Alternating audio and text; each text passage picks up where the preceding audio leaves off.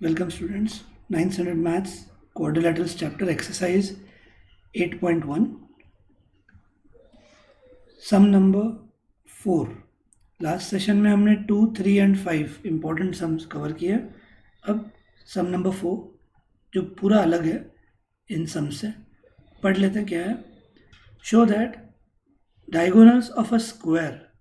इस बार पहले ही ये स्क्वायर दिया, वरना पिछले सम्स याद करो कभी रेक्टेंगल दिखाना था, कभी रोम्बस, कभी स्क्वायर, हमें ही दिखाना पड़ रहा था. इस बार स्क्वायर पहले ही दिया है और अब हमको प्रूव करना है.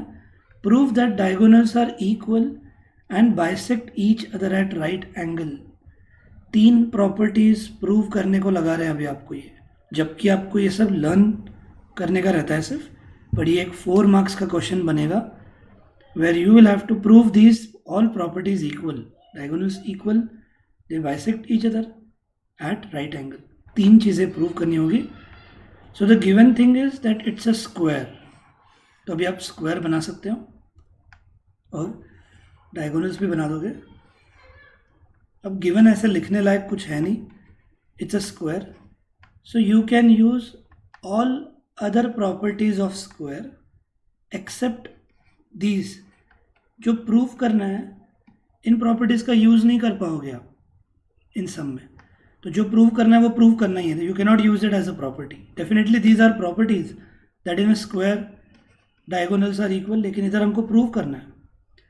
In a square diagonals bisect each other and in a square diagonals intersect each other at right angle. ये सब प्रूव करना है हमको. So when we have to prove that diagonals bisect each other, तो इसका मतलब हमको ये दोनों साइड्स इक्वल दिखाने हैं और ये दोनों इक्वल दिखाने हैं. तो मार्किंग मत करो. क्या करते हैं, खुद ही मार्किंग करते हैं और खुद को पागल बनाने के लिए वही गिवन ले लेते हैं. जो प्रूव करना है स्टूडेंट्स गिवन ले लेते हैं क्योंकि मार्किंग किया रहता है. मैंने आपको खाली ये इधर समझाने के लिए दिखाया, इसलिए मैंने भी अभी इरेज कर लिया कि वो गिवन नहीं है. कुछ भी गिवन रहे तो आप उसका मार्किंग किया करो. प्रूव दैट की मार्किंग करने की ज़रूरत नहीं है. And diagonals intersect each other at right angle बोला है, तो आपको COD या AOD कोई भी एक एंगल आपको 90 दिखाना है. आप कोई भी एक एंगल लिखो, AOD लिखो या AOB या BOC, कोई भी चलेगा. तो आपको ये एंगल 90 दिखाना पड़ेगा. तो अब देखते कैसे. शुरुआत करते हैं फर्स्ट प्रूफ से.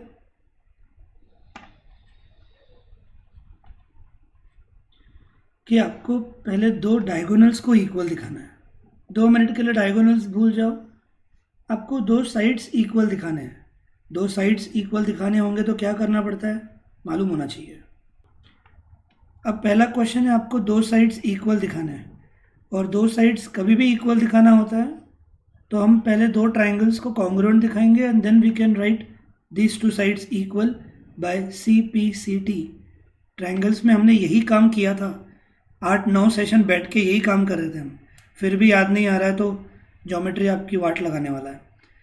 तो अब आपको 2 साइड्स जब इक्वल दिखाने हैं तो आपको 2 ट्राइंगल्स कौन से सिलेक्ट करने हैं ये भी प्रॉब्लमेटिक नहीं होना चाहिए. We will select those 2 triangles whose sides are AB and BD. जो आपको 2 साइड्स इक्वल दिखाने हैं they should be the sides of 2 triangles. तो AC साइड वाला ये एक ट्राइंगल लेंगे और BD साइड के लिए ये ट्राइंगल लेंगे. ABC और ABD ये 2 ट्राइंगल्स को आप कॉन्ग्रुएंट दिखा के इन 2 साइड्स को इक्वल बोल सकते हो. देखो AC is a part of this triangle and BD is a part. तो जो भी 2 साइड्स आपको इक्वल दिखाने होते हैं, 2 sides should be the part of those 2 triangles. इसलिए हमने ABD और ACB इनको कॉन्ग्रुएंट दिखाना है. बहुत लोगों ने कॉन्ग्रुएंट दिखा भी लिया होगा. I end up fast. AB is equal to AB common side. याद आना चाहिए it's a square where all sides are equal. तो हम तो ये अपोजिट साइड्स को तो बोल ही सकते हैं इक्वल. तो AD is equal to BC sides of square. Triangle याद करो कौन सा था, ABD और ACB. AB is equal to AB common side, AD is equal to BC sides of square, और स्क्वायर में एक और प्रॉपर्टी मालूम होना चाहिए कि ऑल एंगल्स आर 90। तो angle D A B is equal to C B A, each 90 degree. जिनको आ गया करने वेरी गुड, बिल्कुल भी डिफिकल्ट नहीं था। एस ए एस टेस्ट से triangle D A B is congruent to A B C and therefore A C is equal to B D लिख सकते हैं हम by C P C T. Just a minute. Okay, अब हमको second question में भी दो दो साइड से इक्वल दिखाने। अब वो क्यों दिखाना याद करो ज़रा। पहला प्रूफ दैट हमने जब इक्वल दिखा दिया, मतलब हमने क्या दिखाया कि डायगोनल्स आर इक्वल, पूरे डायगोनल्स की लेंथ हमने इक्वल दिखा दी ये लिखकर। और जब हमको A O is equal to O C और O B is equal to O D दिखाना है, इससे हम क्या प्रूव करने जा रहे हैं? इससे हम ये प्रूव करने जा रहे हैं कि diagonals bisect each other as well. और अब आपको जो भी दो साइड्स बोले जाते हैं इक्वल दिखाने, हम वापस दो ट्राइंगल्स सिलेक्ट करेंगे। अब A O is equal to O C दिखाना है आपको, यही साइड्स वाले ट्राइंगल्स सिलेक्ट करने होंगे। तो ए ओ के लिए ये है, फिर आप ये ट्राइंगल लिखो या ये लिखो, कुछ भी चलता है। तो हम ए ओ बी ले लेंगे और ओ सी में ये आता है तो ये। आप ये दोनों भी ले सकते थे या ये दोनों भी चलता है, क्योंकि they are actual sides of these triangles that. तो ए ओ ये ट्राइंगल में आता है, ओ सी ये ट्राइंगल में आता है। इधर भी देखो आप, ओ बी ये ट्राइंगल में आ रहा है और ओ डी इधर आ रहा है। तो जो भी आपको साइड्स इक्वल दिखाने होते हैं वो प्रॉपर उस ट्राइंगल के साइड्स होने चाहिए। तो ये दो ट्राइंगल सेलेक्ट कर लेंगे। You have to write in triangle A O B and triangle C O D. सोचो कॉन्ग्रुएंट कैसे दिखाएंगे। इट्स अ स्क्वायर, तो प्रॉपर्टीज़ का यूज़ स्क्वायर का कर ही सकते हो आप, पर फिर भी आपको सोचना है। एक पैर में दिक्कत आ सकती है, आई आस्क यू। सबसे ईजीएस्ट वन था कि these are vertically opposite angles, ये तो आना ही चाहिए। Angle A O B is equal to C O D, they are equal vertically opposite angles, right. Then okay, second one is A O is equal to O C और O B is equal to O D prove करना, जिसके लिए हम ये दो triangles select करेंगे। इसमें आपको वर्टिकली अपोजिट एंगल पहले लिखना है, ओके। देन वर्टिकली अपोजिट के बाद आपको A B is equal to C D, sides of square लिखना है।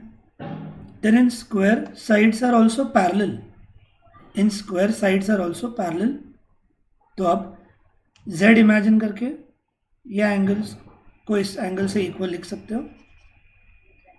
Angle D C O is equal to B A O, और वो बोलने के बाद जो टेस्ट बनेगा वो रहेगा angle angle side, angle angle side. The two triangles, ये जो आमने सामने आ रहे हैं, दिस टू आर्यन,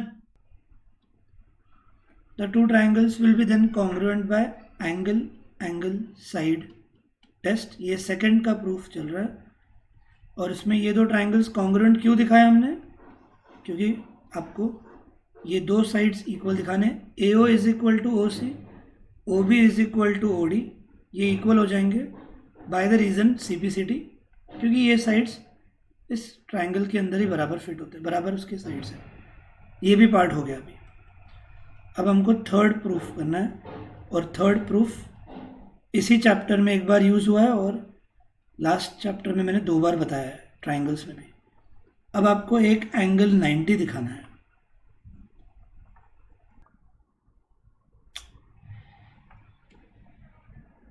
अब आपको डायगोनल्स, मुझे एक बार रिपीट करना होगा, डायगोनल्स 90 डिग्री दिखाने के लिए आपको दो एडजेसेंट ट्राइंगल्स कॉन्ग्रुएंट दिखाने हैं, क्योंकि एडजेसेंट ट्राइंगल्स कॉन्ग्रुएंट दिखाने के बाद आप लीनियर एंगल्स, लीनियर पेयर के एंगल्स को इक्वल बोल पाओगे। तो ये दो ट्राइंगल्स के लिए common side A O is equal to O C, diagonals bisect each other, और A D is equal to D C, sides of square, ये बोलकर हम ये दो ट्राइंगल्स को कॉन्ग्रुएंट लिखेंगे by S S S test. और फिर ये दो angles equal x C P C T, फिर लीनियर पेयर से उनका addition 180, 2x 180, x will be 90. तो ये 90 डिग्री पे हो गया, हेंस ये तीनों प्रूफ हो गया. Next sum. अब नेक्स्ट क्वेश्चन है, diagonal AC of a parallelogram bisects angle A. Shantanu जागते रहो. कि अब डायगोनल एंगल A को बाइसेक्ट कर रहा है, तो आपको एंगल A दिखना चाहिए. अब एंगल A को दो इक्वल पार्ट्स में डिवाइड कर रहा है, तो अब एंगल के दो पार्ट्स बनाने हैं आपको, और गिवन में फिर दो एंगल्स इक्वल लिखने होंगे आपको. AC बाइसेक्ट्स एंगल A, तो एंगल A के अब आपको क्लियरली ये एक पार्ट और ये दूसरा पार्ट दिख रहा है. So this diagonal divides angle A into two equal parts. तो कौन से दो एंगल्स बन जाएंगे? BAC is equal to DAC. ये एक बार मेरा काम है बताना. इसके बाद जब भी एंगल बाइसेक्ट का, अगले दोनों सम्स में एंगल बाइसेक्ट का है पॉइंट, मैं आपसे पूछने वाला हूँ तब, इसलिए मैंने एक बार बता दिया कि तब जब आपको एंगल बाइसेक्ट करने की बात बोली जा रही है, तो पूरे एंगल के आपको जो दो पार्ट्स बनते हुए दिख रहे हैं, आपको उनको इक्वल लिखना है. Okay, so this is given. Number 1. आगे क्या दिया? It's a parallelogram also. So ABCD is a parallelogram, तो उसकी प्रॉपर्टीज भी यूज होंगी. और diagonal AC bisects angle A. क्या प्रूव दैट करना है? Prove that it bisects angle C also. मतलब आपको डायगोनल AC एंगल C को भी बाइसेक्ट कर रहा है, ये प्रूव करना है. मतलब क्या, कौन से दो एंगल्स इक्वल दिखाने हैं? First prove that is, prove that AC diagonal bisects angle C as well. Angle C इधर है, जो कोई इधर का इधर बड़बड़ रहे थे और न जाने क्या साइड्स बोल रहे थे. एंगल C इधर है, इसके दो इक्वल पार्ट्स होते हुए बताना है. तो एंगल C के दो पार्ट्स कौन से होते हैं दिखना चाहिए. इट इज़ एंगल ACD, और अब उसको DCA बोलो चलेगा, ये एंगल आना चाहिए. Angle ACD should be equal to ACB. Angle ACD should be equal to ACB. ये प्रूव करना है आपको.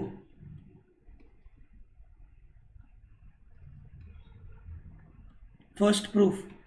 And second proof that is, prove that ABCD is a rhombus. That is a latter part. अब पूछने की ज़रूरत नहीं है, जब ये दो एंगल्स इक्वल दिखाने हैं, आप बहुत लोगों ने सोचा होगा कि हम ये दो ट्राइंगल्स को कॉन्ग्रुएंट दिखा देते हैं. ठीक है, आपने अगर सोचा है करेक्ट है, पर इसके बाद हम ये दो एंगल्स को इक्वल डायरेक्ट नहीं लिख, मतलब हम नहीं बोल पाएंगे. रीज़न क्या है कि ये डायग्राम में ये एंगल जो है, ये कंपलसरी इसको इक्वल होने वाला है अल्टरनेट एंगल के लॉजिक से, और ये जो एंगल है ये इसको इक्वल होगा अल्टरनेट एंगल्स के लॉजिक से. आप इन दोनों को इक्वल नहीं बोल पाओगे ये सम में. उसके लिए रीज़न है कॉरेस्पॉन्डेंस. कॉरेस्पॉन्डेंस आपको स्कूल में भी पढ़ाया नहीं है, इसलिए मैंने भी ज़्यादा स्ट्रेस नहीं दिया. कि अगर मान लो आपने ये दो ट्राइंगल्स सोचे कैसे कॉन्ग्रुएंट दिखाओगे, आप 2 मिनट में बोल दोगे ये दो साइड्स इक्वल, ये दो साइड्स इक्वल, और ये कॉमन साइड. फिर आप बोलोगे सर आपने ही तो बताया है कि दो ट्राइंगल्स कॉन्ग्रुएंट होने के बाद हम कोई भी रिमेनिंग साइड्स और कोई भी रिमेनिंग एंगल्स को इक्वल बोल सकते हैं. बराबर है, लेकिन इन दो ट्राइंगल्स में अगर हमने कॉरेस्पॉन्डेंस को ध्यान में रखा, तो अल्फ़ाबेट्स याद रखना, एंगल AC को इक्वल हो जाता है और एंगल ये वाला इसको इक्वल होगा. तो आपको इन शॉर्ट ये याद रखना है कि पैरेललोग्राम के सम में आपको ये बाइसेक्ट, इधर के ये दो जो बाइसेक्ट करने को बोले हैं, ये आप कॉन्ग्रुएंट से नहीं करोगे. ये आपको याद रखना है. ऐसा पहला कोई सम आया नहीं है और ना ही कोई आएगा. This is a different sum of its own kind. तो यहाँ पे क्या लॉजिक हम यूज़ करेंगे पहले वो सुन लो, then I will clear your doubts. अब ये जब भी ये बाइसेक्ट के सम्स आएंगे, इधर बाइसेक्ट दिया है, इधर बाइसेक्ट प्रूव करना है, मैं नंबर्स यूज़ कर लूँगा. और ये नंबर्स का यूज़, वेरिएबल्स का यूज़ करना वैलिड है, आप उससे सम ईजी हो जाता है. अब आपको प्रूव करना है 3 इज इक्वल टू 4. आपको 1 इज इक्वल टू 2 दिया हुआ है और आपको 3 इज इक्वल टू 4 प्रूव करना है. तो कैसे करेंगे ध्यान दो. ये पैरेललोग्राम है, so opposite sides are parallel, right. तो 2 किसको इक्वल हो जाएगा? 4 को। Reason alternate angles. फिर ये दोनों लाइंस भी पैरेलल है, तो 1 किसको इक्वल हो जाएगा? 3 को। देखो फिर से, angle 2 will be equal to 4, angle 1 will be equal to 3, both by alternate angles, but 1 is equal to 2। ये देखो, but 1 is equal to 2, reason given, ये इक्वल दिए हुए हैं। 1 3 को इक्वल था, 2 4 को इक्वल था, लेकिन अगर 1 और 2 इक्वल है, हो गए 3 और 4 भी इक्वल। तो ये तो कॉन्ग्रुएंस से भी ज़्यादा इजी हो गया। आपको 2 अल्टरनेट एंगल के पेयर्स लिखने हैं, फिर कमेंट करना है, लेकिन ये दोनों तो इक्वल है, तो ये दोनों भी इक्वल हो जाएंगे। Finished, the first proof is over, that is 3 is equal to 4 लिख दूंगा मैं यहाँ पर। Let's start proof. ABCD is parallelogram, therefore 4 2 को, मतलब 2 और 4 इक्वल रहेंगे, therefore angle 2 will be equal to angle 4, और ये दोनों भी पैरेलल है, तो 1 will be equal to angle 3। इन दोनों के लिए रीजन कॉमन लिखना है, alternate angles, but 1 is equal to 2, ये गिवन दिया है आपको। याद करो गिवन क्यों दिया था, क्योंकि AC बाइसेक्ट्स एंगल A बोला था, तो एंगल A के ये दो पार्ट्स हैं विच इज़ 1 and 2, तो 1 इज इक्वल टू 2 हो गया, राइट। अब आप देख सकते हो इस इक्वेशन में क्लियरली कि जब 1 और 2 इक्वल है, मतलब इन दोनों के LHS इक्वल हो गए, तो इन दोनों के RHS भी इक्वल होंगे, therefore 3 will be equal to 4। अब चाहो तो इनको इक्वेशन 1, इसको इक्वेशन 2, इसको इक्वेशन 3 बोलकर फ्रॉम 1 2 and 3 ऐसा भी लिख सकते हो, आपके ऊपर है। therefore 3 is equal to 4। अब क्यों दिखाया हमने 3 is equal to 4? Because we wanted to prove that AC bisects angle C। ये मैंने आपके रेफरेंस के लिए लिखवाया कि आप एंगल्स लिखो कौन से इक्वल दिखाने, अदरवाइज हम यहाँ पर डायरेक्ट कंक्लूड कर देंगे that therefore AC bisects angle C as well. ये हो गया फर्स्ट प्रूफ। अब सेकंड आपको प्रूफ करना है ABCD is a rhombus. For now it's a parallelogram and we have to prove it as a rhombus, and there is one distinguished property between parallelogram and rhombus, और उसको cover up करने के लिए मैंने logic बताया हुआ है, याद कर लेते हैं। After this we have to prove ABCD a rhombus. It's a parallelogram for now. Parallelogram से रोम्बस दिखाने के लिए we have to prove any one adjacent side equal. Any one adjacent side equal. अब adjacent side मतलब connected sides, तो हम AB और BC दिखा सकते हैं। आपके ऊपर है, आप कोई भी एक adjacent side सेलेक्ट कर लो, 2 मिनट, ठीक है। AB और BC हमको इक्वल दिखाना है। अब AB और BC इक्वल दिखाने के लिए हम जो लॉजिक यूज़ करने वाले हैं वो लॉजिक रहेगा ट्राइंगल्स चैप्टर का। The property we will use is, हमको AB और BC के अपोजिट एंगल्स इक्वल दिखाने हैं। अगर हमने AB और BC के अपोजिट एंगल्स इक्वल दिखाए, देखो AB के लिए अपोजिट एंगल ये है और BC के लिए अपोजिट एंगल ये है। अगर हमने AB और BC के अपोजिट एंगल्स इक्वल दिखाए तो we can write what, sides opposite to equal angles are equal. याद करो, तो हमको यहाँ पर 1 इज इक्वल टू 3 दिखाना है। सोचो आप कैसे कर पाएंगे। अगर हमने 1 इज इक्वल टू 3 दिखा दिया, sides opposite to equal angles are equal बोलकर हम AB is equal to BC लिख सकते हैं, करेक्ट। तो हमको 1 इज इक्वल टू 3 दिखाना होगा और उसके बाद एक स्टेटमेंट से हम ये दो एडजेसेंट साइड्स इक्वल दिखा देंगे। तो नेक्स्ट प्रूफ करना है ABCD इज अ रोम्बस। अब रोम्बस दिखाने के लिए आपको, पैरेललोग्राम से रोम्बस दिखाने के लिए आपको दो एडजेसेंट साइड्स इक्वल दिखाने होंगे, और वो इक्वल दिखाने के लिए हमको दो ये एंगल्स इक्वल दिखाने, and these are clearly half of A and C। और ये पैरेललोग्राम दिया है इसलिए हम शुरुआत इसकी करेंगे। पहले angle A is equal to C, opposite angles of parallelogram, फिर half of angle A will be equal to half of angle C, और हाफ ऑफ एंगल ए के लिए हम 1 लिख सकते हैं या 2 भी लिख सकते हैं। क्यों? Because these two are equal, तो इक्वली डिवाइड कर दिया उन्होंने पूरे एंगल ए को, and half of angle C will be 3, half of angle C will be 3. That way 1 is equal to 3 हो गया, एंड 1 is equal to 3 के बाद हमने डिसाइड किया था ये अपोजिट साइड्स इक्वल लिख देने का। सो 1 is equal to 3 होने से AB will be equal to BC। Reason लिखना होगा आपको, sides opposite to equal angles are equal, and therefore statement जो लास्ट सेशन में भी लिखा था, in a parallelogram if any one adjacent side is equal it's a rhombus. In a parallelogram if any one adjacent side is equal it's a rhombus. तो इस हिसाब से ये एक सम हो गया। याद रखना 1 is equal to 2 दिया था, आपको 3 is equal to 4 दिखाना है, तो आपको ये कॉन्ग्रुएंट ना सिलेक्ट करते हुए आपको ये तरीका यूज़ करना होगा। हमने वैसे 95% सम्स एंगल्स इक्वल दिखाने या साइड्स इक्वल दिखाने हैं तो कॉन्ग्रुएंट से किया है, लेकिन ये नहीं करना है। 1 2 को ऑलरेडी इक्वल था, तो 3 और 4 इक्वल दिखाने के लिए हमको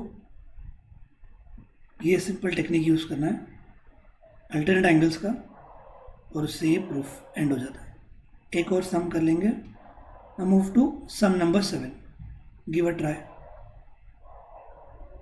ABCD इज अ रोम्बस। मैं डायग्राम बना देता हूँ पहले। तो जब भी रोम्बस बोला है आप पैरेललोग्राम की तरह डायग्राम बना सकते हो। सो ये सम हम बोल सकते हैं पिछले सम का बराबर उल्टा क्वेश्चन है। पिछले सम में रोम्बस प्रूव करने को बोला था, इस बार रोम्बस दिया है।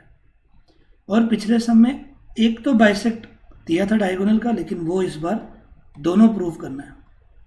Prove that diagonal AC bisects angle A as well as angle C। और ये दूसरा पार्ट बाद में देखेंगे। तो ABCD इज अ रोम्बस लिख दिया। Prove that diagonal AC bisects angle A as well as C। तो इधर भी हम नंबर्स यूज कर लेंगे 1 2 3 4। सो पहला प्रूफ दैट अभी करेंगे हम। Proof that diagonal AC bisects angle A। तो कितना इजी है, एंगल A के क्लियरली दो पार्ट्स दिख जाने चाहिए। It is 1 and 2।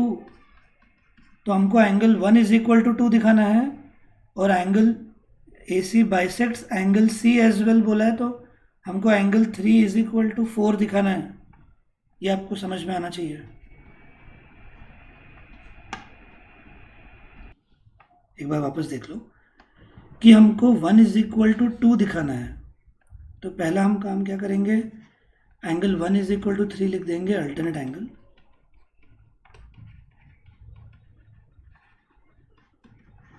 इसको इक्वेशन नंबर 1 बोलना है। Angle 1 is equal to 3।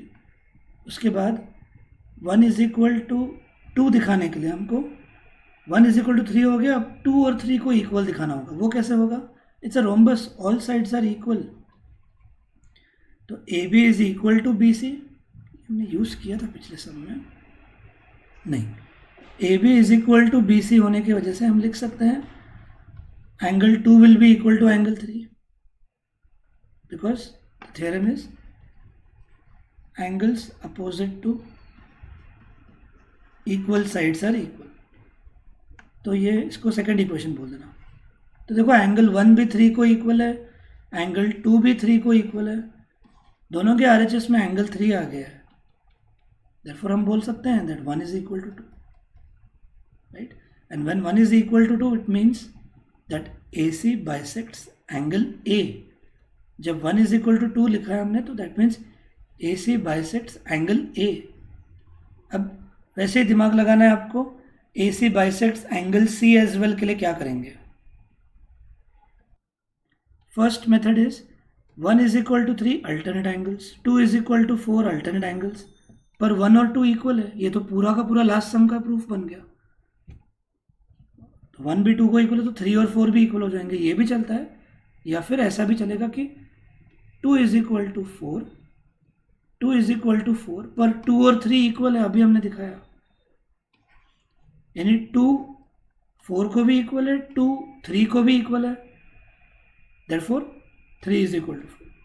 इसको 3 स्टेप लगते हैं, वरना पिछले सम का ही लॉजिक दिमाग में रखते हो तो भी बढ़िया है कि 1 3 को इक्वल है, 2 4 को इक्वल है, लेकिन हमने 1 और 2 इक्वल दिखाया है तो 3 और 4 भी इक्वल होता है। ये एक मेथड। दूसरी मेथड, 2 4 को equal alternate angles, but 2 is equal to 3 proved, क्योंकि ये साइड्स इक्वल थे, तो भी 3 और 4 इक्वल हो जाता है। तो आपको जो इजी लग रहा है आप लिखो, और जिससे ये प्रूफ हो गया कि diagonal A C bisects angle A as well as angle C. तो एक कोई तो मैं लिख देता हूँ ताकि रेफरेंस रह सके। जो अर्चिशा ने बोला वो पिछले सम जैसा ही है, पूरा आप लिख सकते हो वो, मैं ये लिख दूंगा। Angle 2 is equal to 4 alternate angles, but 2 is equal to 3 हमने अभी प्रूफ किया है, therefore angle 3 is equal to 4 as well. तो 1 इज इक्वल टू 2 भी दिखा दिया हमने, और 3 और 4 भी इक्वल दिखा दिया, therefore diagonal AC bisects angle A and angle C as well, and this completes one part of the sum. So if this sum is asked for 3 marks, ये दूसरा पार्ट जो उन्होंने आगे का पूछा है, you will write similarly. Similarly, diagonal BD bisects angle B and D. आप लिखो यहाँ पे नीचे, if asked for 3 marks, but if they ask you this question for 4 marks, तो जब मैंने वर्ड सिमिलरली लिखा है तो आपको आइडिया आ जाना चाहिए कि इसका प्रूफ सिमिलरली पॉसिबल है। तो अभी ये डायग्राम तो छोड़ो, आप फिर से एक नया डायग्राम बनाकर ये कर सकते हो, जिसमें आपको ज़्यादा कचरा नहीं रहेगा और आप इजीली कर भी पाओगे। तो क्या होगा देखो, ये आपको होमवर्क के लिए करना है, क्योंकि जब आपको एक एसी का मैंने जब बता दिया तो आपको बीडी का करने आना चाहिए। तो अब हम एसी नहीं बनाएंगे, सिर्फ बीडी डायगोनल ज्वाइन कर लेंगे, राइट। और वापस ऑल साइड्स इक्वल है। मैं ओरली बता देता हूँ, वैसे आपको ही आ जाना चाहिए ओरली भी। वेट, 1 2 3 4 हो गया था, किसी को भी नंबर्स। अब हमको क्या प्रूव करना है, we have to prove that diagonal B D bisects angle B and D as well. मतलब हमको 5 इज इक्वल टू 6 दिखाना है एंड 7 इज इक्वल टू 8 दिखाना है। और आप समझ रहे होगे कि पूरा सिमिलर पैटर्न ही है होगा, इसलिए आप सिमिलरली लिख सकते हो। It's valid given in books as well, don't doubt. If asked for 3 marks, ये इतना डबल मेहनत नहीं करते बैठना, आपने ऑलरेडी 2 के लिए किया है वर्थ 3 मार्क्स, तो सिमिलरली लिख देना होता है। अगर 4 मार्क्स के लिए पूछे तो आपको करना होगा। कैसे करोगे, याद करो कैसे शुरुआत की थी। 5 इज इक्वल टू 7 लिखेंगे अल्टरनेट एंगल्स, फिर ये 2 साइड्स इक्वल है, रोम्बस है। If these 2 sides are equal, 6 also will be equal to 7। 5 is equal to 7 alternate angles, but 6 is equal to 7 angles opposite to equal sides are equal, और उससे 5 और 6 equal हो जाते हैं। फिर 7 और 8 के लिए अगेन 2 पार्ट्स है आपके पास, आप 6 और 8 इक्वल लिखो, 5 और 7 इक्वल लिखो अल्टरनेट एंगल्स, पर ये दोनों इक्वल होने की वजह से ये दोनों इक्वल।